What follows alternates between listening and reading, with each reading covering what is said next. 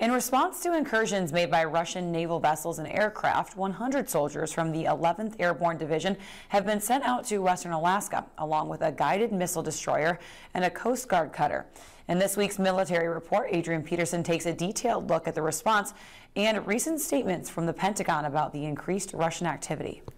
From the war in Ukraine to increased military exercises in the Bering Sea and Arctic airspace, the military is taking greater precautions with Russian activity near the last frontier. This month alone has seen multiple intercepts of Russian aircraft and Russian vessels entering U.S. waters. It's not the first time that we've seen the Russians and the Chinese flying, in the vicinity, and that's something that we obviously closely monitor, and it's also something that we're prepared to respond to. In response to recent incursions, soldiers of the 11th Airborne have been sent to the Aleutian Islands, as well as a Coast Guard cutter and a guided missile destroyer. The guided missile destroyer being a warship that can provide offensive and defensive capabilities. This can include anti-air, anti-submarine, and anti-surface warfare. Despite the strong response to Russian incursions, the Pentagon does not seem concerned about the Russian activity, even as it appears to be increasing. Over the years, you see those numbers fluctuate, something that we'll continue to keep an eye on, but doesn't pose a threat. However, Alaska's delegation has expressed concern and a need for more security forces in the 49th state. Increasing defense numbers is also a priority for the Russians, as Vladimir Putin has ordered the Russian army to increase its size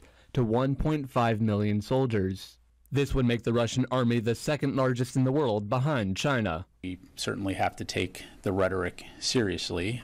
The rates of casualties that they're experiencing are staggering.